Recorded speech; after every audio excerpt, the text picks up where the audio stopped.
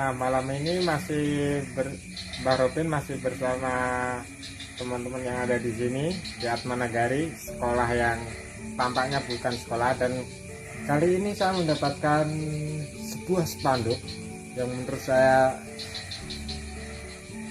sangat unik lah, karena di sini coba kita lihat ya, tribute to Soekarno Second, membangun dunia baru. Soekarno Mahaputra Indonesia untuk dunia. Nah, jangan-jangan acara ini diselenggarakan di sini. Dan malam ini kebetulan ada salah seorang pembicaranya, Ren Muhammad.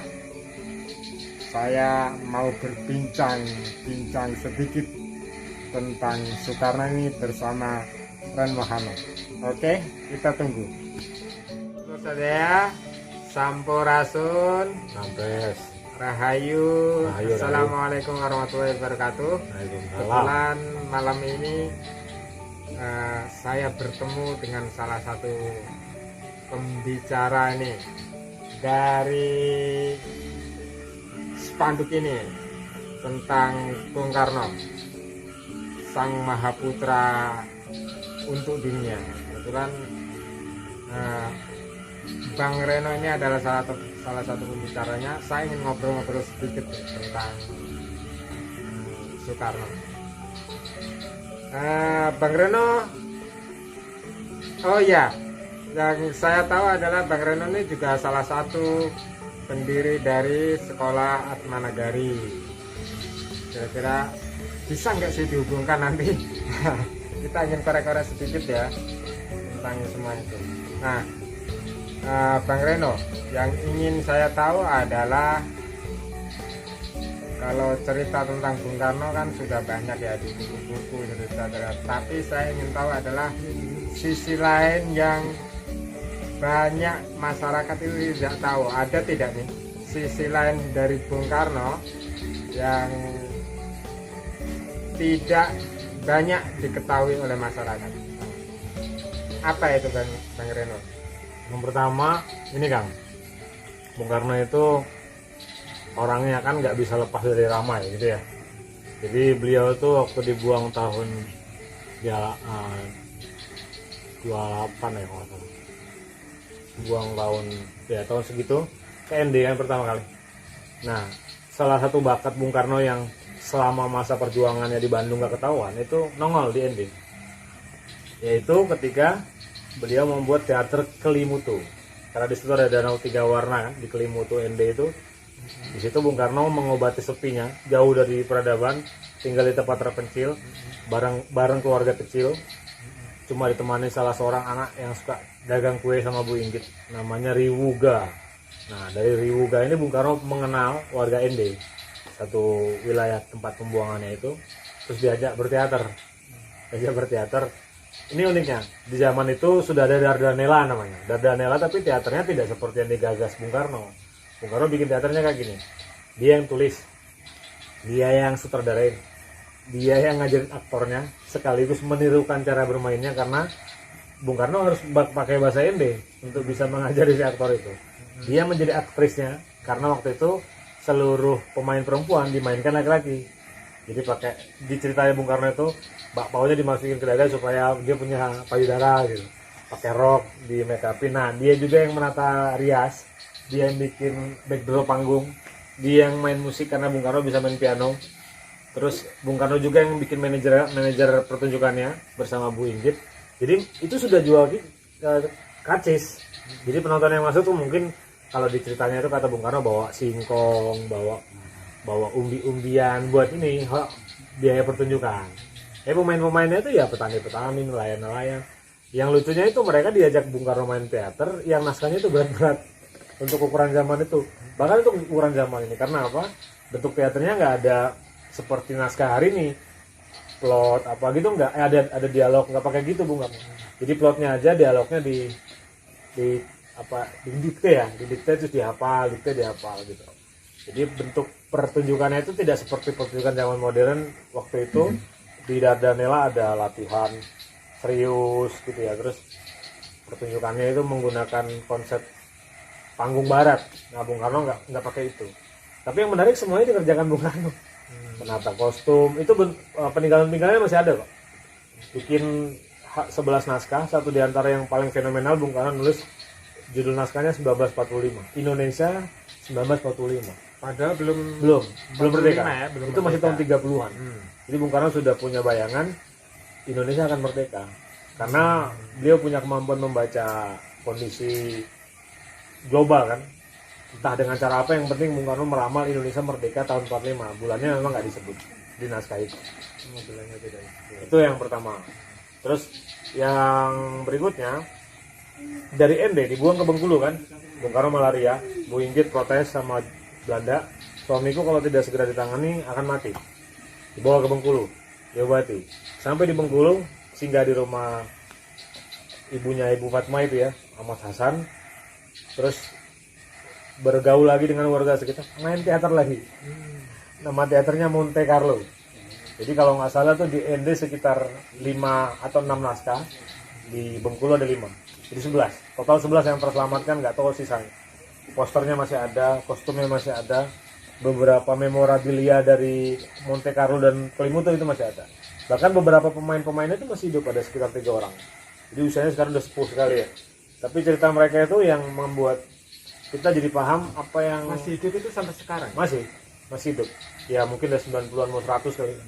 Nah di era-era itu Bung Karno yang tadinya gagah perkasa di podium sebagai singa gitu, ketika turun di masyarakat dia nggak kehilangan taji, tetap bisa ngomel-ngomel, tetap bisa mencaci maki Belanda dengan caranya, karena dulu namanya sandiwara atau tonil, bukan teater.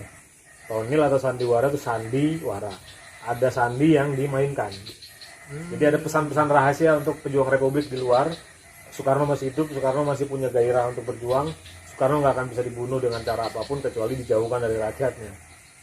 Itu yang terjadi. Nah waktu di Monte Carlo juga gitu, Bung Karno sudah banyak menceritakan kondisi global, bagaimana perang Pasifik akan pecah. Karena sudah mendekati 45 kan.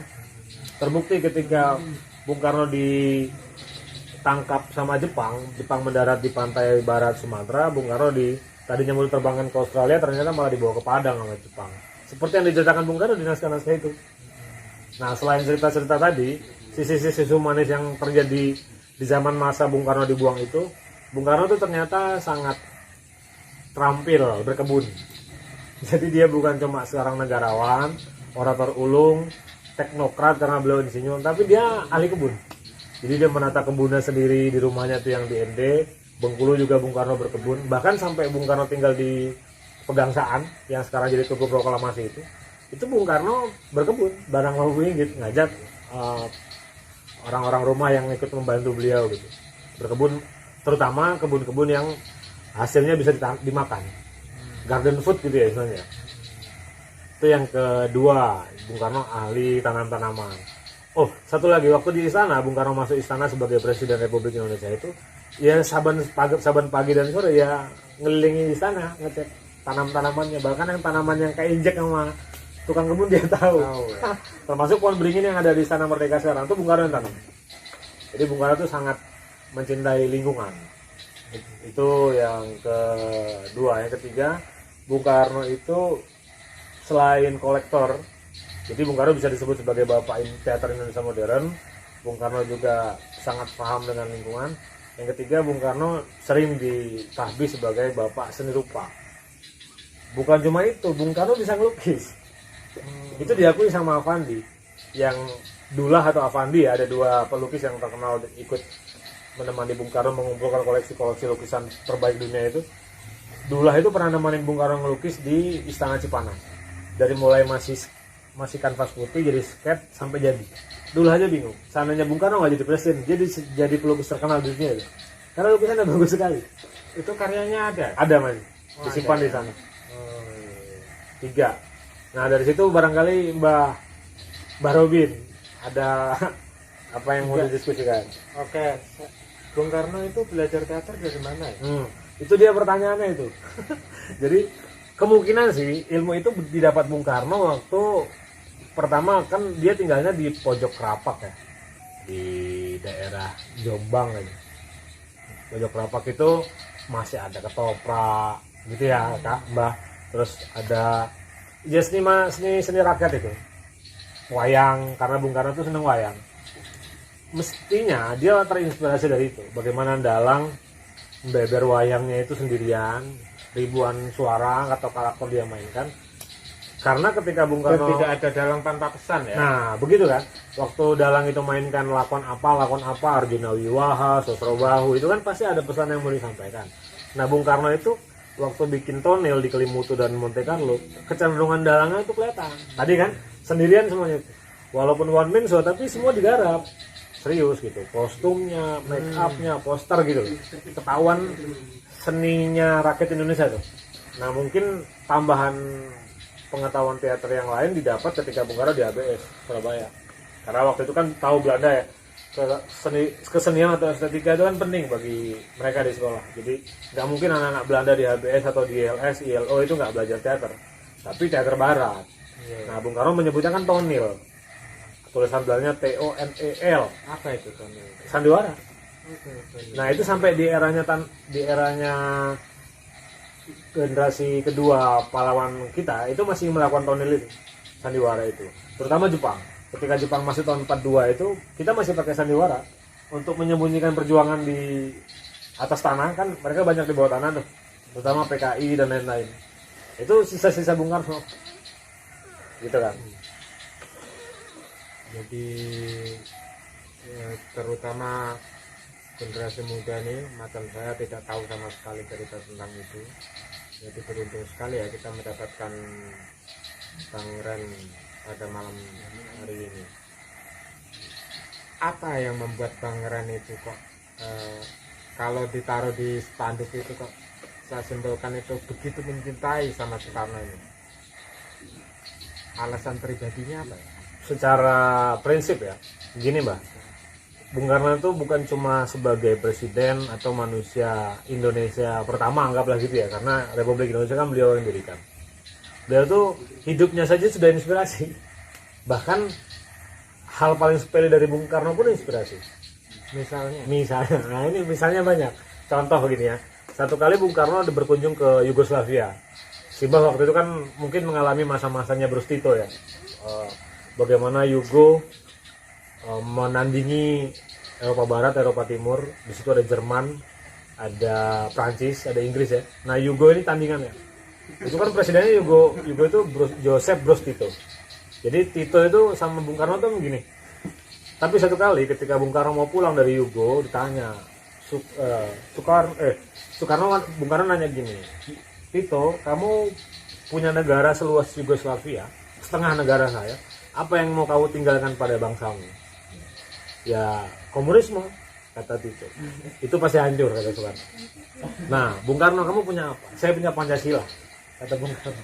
Kalau kau tidak segera mengikuti apa yang kuanjurkan, negaramu pecah. Jadi terbukti setelah Tito mati, Bung Karno masih hidup, juga pecah. Bosnia, Serbia, Montenegro, Herzegovina, kan pecah sampai sekarang kan itu. Cekoslovakia. Oh itu belum lama ya, itu eranya Uni Soviet itu. Iya, kan bareng sama Gorbachev tumbang, juga jatuh.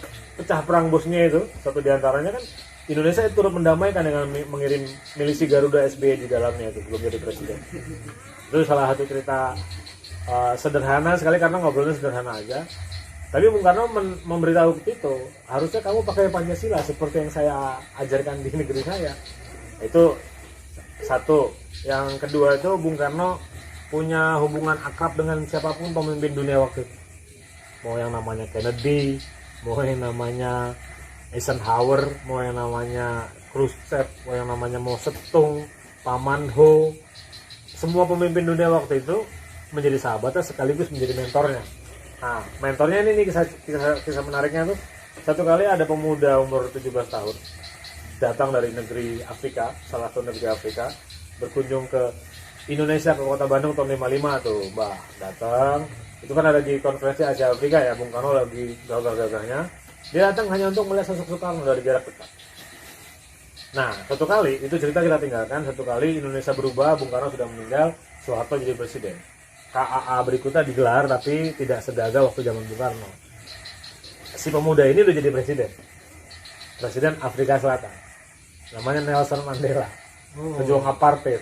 Dia nanya sama Soeharto, Pak Harto, kenapa foto Soekarno nggak ada di ruangan ini?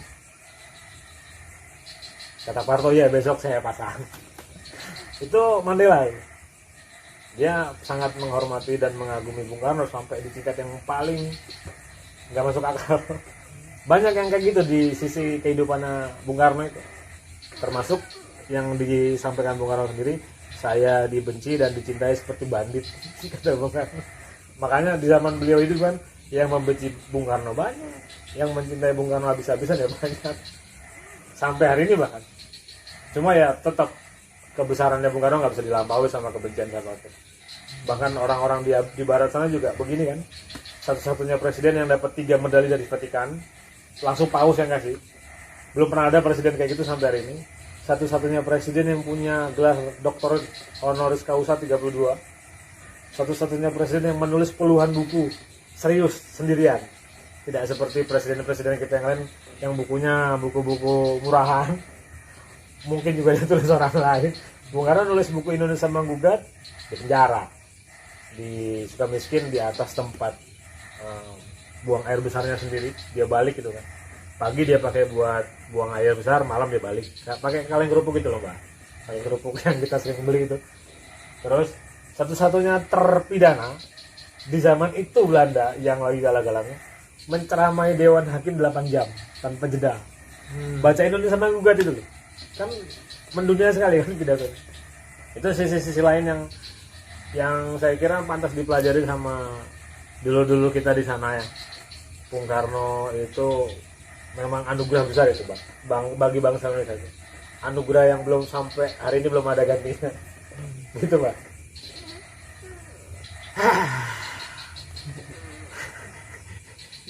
Bagaimana Lor? Menakjubkan sekaligus mengerikan ya Lor ya. Saya kira begitu, tidak ada bahasa yang tepat. Sayangnya Lor, sayangnya adalah saya ini nggak tahu banyak tentang Soekarno. Sebenarnya pengen menggali banyak, dan ini juga kebetulan nih ketemu sama Bang Rennya nih. Jadi kalau sedulur pengen tahu banyak atau berdiskusi banyak tentang Soekarno, yuk silahkan datang ke Atma Nagari. Terakhir ini Bang ya, terakhir nih, Bang Reno kan sebagai pendiri Atma Nagari juga kan. Ya. Nah, apa kira-kira nilai-nilai apa kira-kira yang bisa kita warisi atau Atma Nagari warisi nih dari Bung Karno. sosok Bung Karno ya. Tadi saya mau ngomong ini Mbak, lupa Mbak.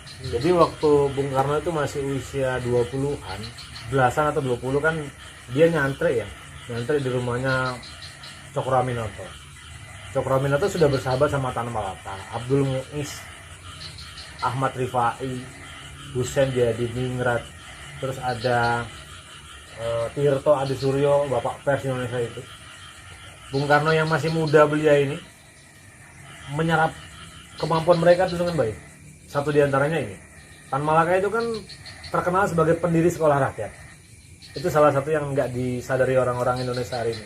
Sekolah yang merakyat itu ciptaan Tan Malaka. Kemudian dilengkapi oleh Ki Hajar Dewantoro dengan bikin taman siswa itu loh Pak. Nah, Bung Karno ini termasuk pengajar di sekolah rakyat itu. Ada beberapa foto di mana Bung Karno duduk di ruang kelas sebelum menjadi presiden, bahkan setelah jadi presiden. Kalau yang sebelum jadi presiden berdiri, nulis huruf A, I, U, E, O. Kalau Simba pernah lihat fotonya. Kalau sudah jadi presiden itu awal-awal jadi presiden, duduk kaki silang gini di depan ya, nunggoni anak-anak perempuan nulis di papan tulis ini. Jadi Bung Karno itu pengajar sejati dan pendidik sejati. Nah itu yang membawa saya ke Atma Nagari Pak. Jadi Atma Nagari itu harusnya ikut andil dalam mencerdaskan kehidupan bangsa seperti yang diamanatkan oleh Undang-Undang Dasar kita. Itu pasti kan Bung Karno yang bikin undang-undang itu tuh. Merdeka 17, 18 kan bikin undang-undang.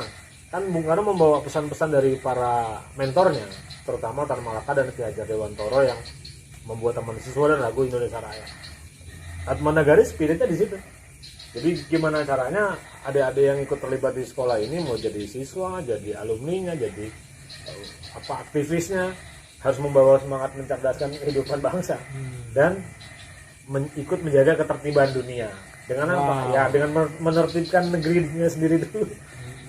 Terbukti sampai hari ini kan Indonesia tuh paling susah diobok-obok. Dari belahan juga udah pecah. Soviet segitu besar hancur loh. Eropa udah terpecah-pecah, sekarang mereka lagi bingung ini nyari cara menyatukan lagi dengan bikin euro segala macam, tetap nggak kena. Terus Asia sudah kacau balau. Cina paling yang bertahan sama Jepang. Sisanya Indonesia, negeri yang dikelilingi laut itu hampir nggak bisa disentuh sama sekali sampai hari ini. Kecuali kecolongan satu kali dulu di Timor Leste. Itu pun banyak lah faktornya ya. Tapi visi dan misi Bung Karno dengan membuat undang-undang dasar mencerdaskan kehidupan bangsa, ikut menjaga ketertiban dunia dibuktikan. Buktinya apa? Satu-satunya negara yang punya pasukan elit untuk ikut menjaga ketertiban dunia kita nih, pasukan Garuda. Itu sampai sekarang masih ikut aktif kan di Suriah dan lain-lain. Gitu.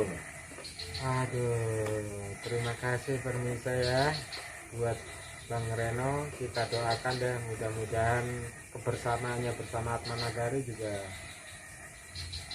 Jangan-jangan kamu mau support juga ya? Silakan. Kira-kira gitu ya. Oke, karena waktunya sangat terbatas ini, saya ingin mengakhirinya dengan mempersembahkan sebuah lagu buat bangsa ini atas inspirasi dari Bang Reno dan terutama adalah Bapak pendiri bangsa kita, Bung Karno. Oke, Bang Ren, terima kasih Siapa? banyak. Matur nuwun. Mudah-mudahan kita bisa berjumpa di lain kesempatan. Amin, amin. Dan siapa tahu sedulur-sedulur yang ada di luaran sana ingin ngobrol atau berdiskusi banyak dengan Bang Reno tentang keindonesiaan, tentang kesoekarnoan. Nah, silahkan datang ke Atma Nagari. Oke. Terima kasih Bang Reno ya. Siap. Ya. Lagu ini saya persembahkan buat Bung Karno dan sahabat Atma Nagari. Indonesia Pusaka. Indonesia tanah air beta, pusaka abadi nan jaya, Indonesia sejak dulu kala selalu dipuja-puja bangsa. Di sana tempat lahir kita, dibuai dibesarkan bunda, tempat berlindung di hari tua.